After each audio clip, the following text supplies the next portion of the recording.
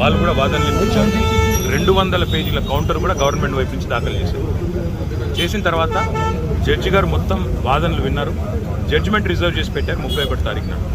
నేను ఏసీబీని ఏం కోరుతా ఉన్నానంటే, అదేవిధంగా గవర్నమెంట్ ఏం కోరుతా ఉన్నానంటే, జడ్జి గారు రిజర్వ్ చేసి పెట్టిన తర్వాత తీర్పుని మనం వెంటనే తొందరపడి, నేను ఎక్కడికి పోయేది లేదు, ఎక్కడికి తప్పించుకునేది లేదు, తొందరపడి మీరు అనవసరంగా ఎందుకు ఈ హడావిడి చేస్తున్నారని అడిగాను. ప్లస్ ఇప్పుడు నేను అయినప్పటికీ చట్టాన్ని గౌరవించే పౌరుడిగా, రాజ్యాంగాన్ని గౌరవించే పౌరుడిగా వాళ్ళు పిలిచారు కాబట్టి వచ్చాను. వచ్చి నాకు ఒక లెటర్ ఇచ్చారు, ఇన్ఫర్మేషన్ కావాలి, డాక్యుమెంట్స్ కావాలి. ఏం ఇన్ఫర్మేషన్ కావాలి, ఏం డాక్యుమెంట్స్ కావాలో మాకు తెలియదు, అందుకే అడిగాం. అడిగితే ఇప్పుడేమో వాళ్ళు లేటెస్ట్గా ఏం చెప్తున్నారంటే, మీరు ఒక్కరే రావాలి, లాయర్స్ రాకూడదు.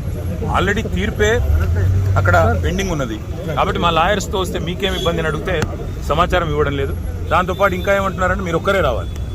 నాకు ఒక్కరే రావడానికి ఇబ్బంది ఏం లేదు, కానీ ఒక పౌరుడిగా నా ప్రాథమిక హక్కులకు కూడా భంగం వాటిల్లకుండా చూసుకోవాల్సిన బాధ్యత నా మీద ఉంటుంది. అందుకే పోలీస్ అధికారులను అడిగాను, ఎక్కడన్నా లిఖితపూర్వకంగా ఉందా నా లాయర్ రాకూడదని, దయచేసి ఉంటే ఇవ్వండి అన్నాను. సో వారు సంప్రదిస్తున్నారు. నేను ఇక్కడ కేవలం ఇవాళ ఏసీబీ ఆఫీస్కి వచ్చాను. మీకు ఏం ఇన్ఫర్మేషన్ కావాలి? ఇప్పుడు నన్ను వాళ్ళు అడుగుతున్న ఇన్ఫర్మేషన్ మొత్తం గవర్నమెంట్ దగ్గరే ఉంది. నేను తీసుకున్న నిర్ణయం ఏదన్నా ఉంటే అది మినిస్టర్గా తీసుకున్నాను, గవర్నమెంట్గా తీసుకున్నాను. అట్లాంటప్పుడు నా దగ్గర ఉన్నదని సమాచారం వారు ఏదైతే అపోహపడుతున్నారో అదంతా మీ దగ్గరనే ఉంది. ఈ వాదన అంతా కూడా నేను ఆల్రెడీ కోర్టులో చెప్పాను. కోర్టు ఆల్రెడీ తీర్పు రిజర్వ్ చేసి పెట్టింది. హైకోర్టు మీద ఉన్న గౌరవంతో, చట్టాల మీద ఉన్న గౌరవంతో, రాజ్యాంగం మీద ఉన్న గౌరవంతో నేను ఇక్కడికి వచ్చానని చెప్పాను. వారు మరి ఏ కారణం చేతనో నా లాయర్ నాతో రాకూడదు అంటున్నారు. మరి ఒక పౌరుడిగా నాకు నా లాయర్ను వెంటబెట్టుకుని విచారణలో భాగస్వామ్యం చేసే అధికారం నాకు ఉందని నేను అనుకుంటున్నాను. లేదు అని వారు అంటున్నారు. భారత రాజ్యాంగం నడుస్తుందని నేను అనుకుంటున్నా. కాదు, రేవంత్ రెడ్డి రాజ్యాంగం మాత్రమే ఇక్కడ నడుస్తుంది తెలంగాణలో వాళ్ళు అంటున్నారు. చూడాలి మరి వాళ్ళు ఏం చెప్తారో. దాన్ని మీరు ముందుగా ఇన్ఫార్మ్ చేశారా అడ్వకేట్స్ వస్తున్నట్టు? బ్రదర్, వాళ్ళు హైకోర్టు తీర్పు రిజర్వ్ చేసిన తర్వాత నిజాన్ని నన్ను పిలవాల్సిన అవసరమే లేదు. హైకోర్టులో చాలా గంటల వాదనలు వాళ్ళు వినిపించారు ఏసీబీ తరఫున. ఇవాళ కొత్తగా మళ్ళీ ఇప్పుడు శోధించేది సాధించేది ఏమి లేదు. చెప్పాల్సింది కూడా చెప్పకుండా ఇక్కడేదో హడావుడి చేసి నిన్న రైతు భరోసా ఎగ్గొట్టారు కాబట్టి రైతు భరోసా నుంచి తప్పించుకోవడానికి 2 రోజులు మీడియాలో ఈ డ్రామా నడపాలని రేవంత్ రెడ్డి గారు అనుకుంటున్నారు. దీనికి మేము బాధపడం. రేవంత్ రెడ్డి గారు ఏమనుకున్నా 15,000 ఇస్తానని చెప్పి 12,000 ఇచ్చిన విషయము ప్రజలకు గుర్తుంది. మీరు ఎన్ని డ్రామాలు చేసినా మాకు ఇంకో సమాచారం కూడా ఉంది. నేను ఇక్కడికి రాగానే కావాలని కేటీఆర్ ఇంటి మీద రైడ్స్ అని చెప్పి అక్కడ రైడ్లు చేయించాలని ఆలోచన చేస్తా ఉన్నాను. పర్వాలేదు, ఇవన్నీ డ్రామాలు మాకు తెలుసు. మీరు ఎన్ని డ్రామాలు చేసినా రాష్ట్ర ప్రజలకి నేను చేసే విజ్ఞప్తి ఒకటే, 420 హామీలు ఏవైతే రేవంత్ రెడ్డి ప్రభుత్వం ఇచ్చిందో అది అమలు చేసేదాకా కొట్లాడదాం. కేసులు ఎన్ని పెట్టినా, మీడియా మేనేజ్మెంట్ పాలిటిక్స్ ఎన్ని చేసినా భయపడాల్సిన అవసరం లేదు, బాధపడాల్సిన అవసరం లేదు.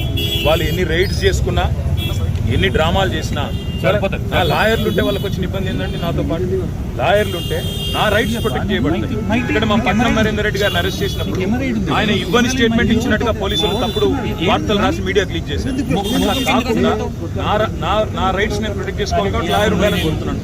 వాళ్ళకి వచ్చిన ఇబ్బంది సార్, ఇప్పుడు ఈ స్థాయిలో ఆంక్షలు పెట్టారు, మీరు నేరుగా విచారణకు అటెండ్ అవుతున్నారు. వాళ్ళు చెప్పిన చెప్తున్నా బ్రదర్, నేను ఆంక్షలు వాళ్ళ నరేందర్ రెడ్డి గారు ఇవ్వని స్టేట్మెంట్ ఇచ్చినట్టుగా తప్పుడు స్టేట్మెంట్లు రికార్డ్ చేసిందే పోలీసు వాళ్ళు.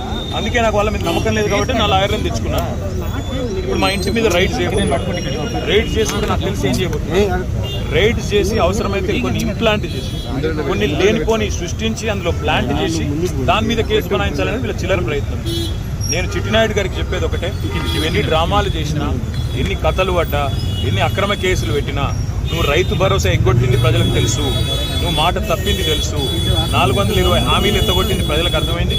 నువ్వెన్నీ చేసుకున్నా తప్పకుండా నేను వదిలిపెట్టాం. ప్రజాక్షేత్రంలో తప్పకుండా మా హక్కుల కోసం కొట్లాడు.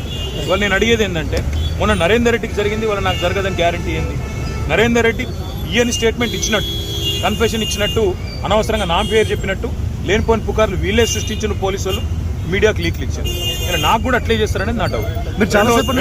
రెండవది ఇవాళ నేను మళ్ళీ చెప్తున్నా, నేను ఇక్కడ రాగానే నా ఇంటి మీద రైడ్ చేయాలని చెప్పి వాళ్ళు ప్లాన్ చేసుకున్నారు.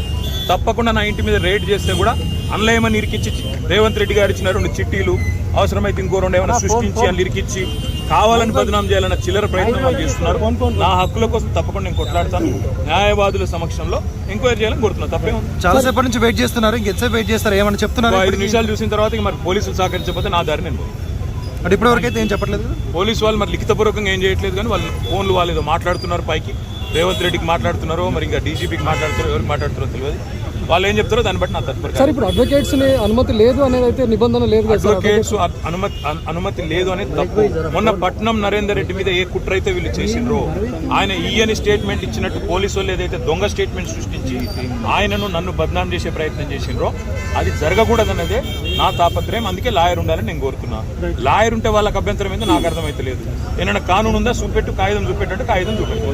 సార్ మీరు క్వశ్చన్ చేస్తే ఏం చెప్తున్నారు సార్? అడ్వకేట్స్ తీసుకొని వెళ్తాను కానీ మా ఇష్టం ఇది. ఇక్కడ భారత రాజ్యాంగం లేదు, అంబేద్కర్ రాసిన రాజ్యాంగం లేదు, అనుమల రేవంత్ రెడ్డి రాసిన రాజ్యాంగం ఉంది. మా ఇష్టం, మా జాగిర్ అంటారు. ఏం చేయాలి సార్? ఉద్దేశపూర్వకంగానే మిమ్మల్ని ఇక్కడ డైవర్ట్ చేసి ఇంటి వైపు రైడ్కి వెళ్ళారు. ఇంటి మీద ఇప్పుడు రైడ్కి వెళ్ళడానికి ప్రయత్నం చేస్తున్నారు. వాళ్ళు రైడ్ చేసి కూడా మన ప్లాంట్ చేస్తారనేది నా అనుమానము. తప్పకుండా చట్టపరంగా న్యాయపరంగానే వారు లేదు. ఆల్రెడీ తీర్పు రిజర్వ్ అయ్యి ఉంది. అయినా ఈ డ్రామా చేయాల్సిన అవసరం ఏముందో పోలీసులకి తెలుసు. ఈవెన్ ఫామ్ హౌస్ కేసులో కూడా ఇంటి దగ్గరకు వచ్చి ఎలాంటి అనుమతులు లేకుండా దగ్గరికి వచ్చి డ్రామా చేసి అక్కడ ప్లాంట్ చేసి రేవంత్ రెడ్డి ఇచ్చిన కొన్ని ఆడ పత్రాలు పెట్టి లేదా ఇంకోటి పెట్టి కేసులు పెట్టి ఇరికేయాలనేది వాళ్ళ తాపత్రయం. అన్నింటినీ కూడా న్యాయపరంగా ఎదుర్కొంటాం.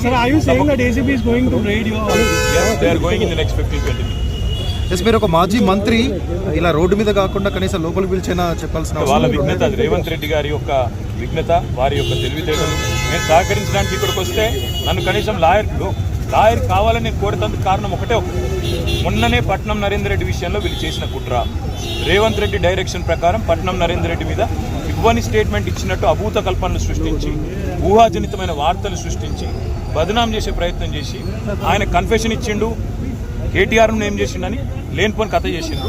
మళ్ళీ మాకు అట్లా జరగకూడదు అనేది నా థాట్. Thank you.